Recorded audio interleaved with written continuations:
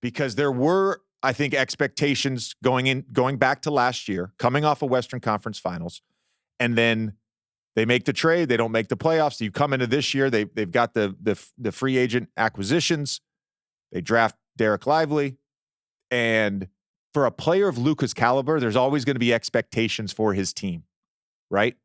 This is where his case is building because they've fucking won games, and they're, as you said, they're up to 5th place. I think the strongest case I can make. Well, and last point. So the reason I want to bring that up is because, and I had this last year as well.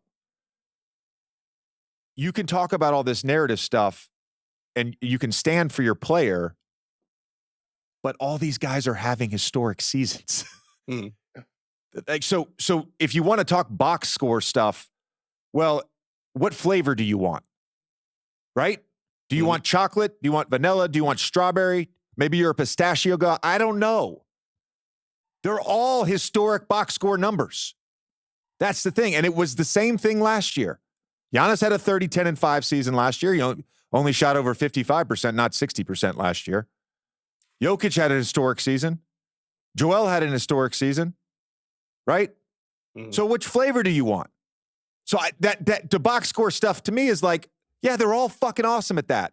That can't be the reason. It just can't be. Expectations. Anything else to add to that, fellas? I just say very quickly, just want to run off some stuff. I was looking at a bunch of tracking stuff earlier this morning. Luka above 1 point per possession on drives, dribble handoffs, ISOs, pick and roll possessions, and post-ups.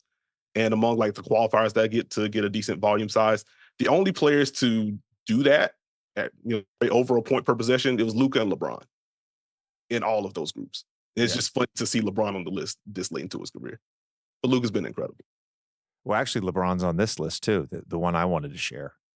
So you guys follow Andy Bailey. Great follow on NBA Twitter.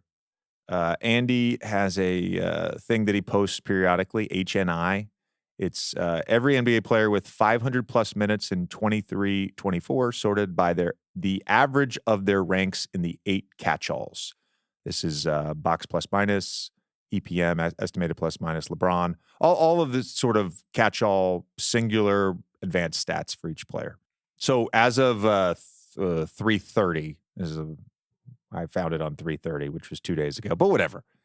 This is not to make an argument. I'm just looking at this, and it's Nikola Jokic is number 1 in terms of the average. Luka's tied with Shea, number 2. Giannis is 4th.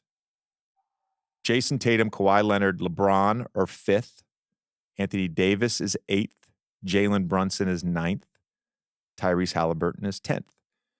And it's interesting because it's like, well, I mean, at any point in time throughout, and by the way, Joel Embiid is 11th, but at any point in time throughout the season, when you want to say, hey, let's talk about this guy for MVP, well, it's fucking every one of those guys, right? Maybe we didn't give the Lakers love. LeBron and Anthony Davis, I don't think fairly, have not been in the MVP discussion this year. All those guys at different points in time, including today, for some of them, have been part of the MVP.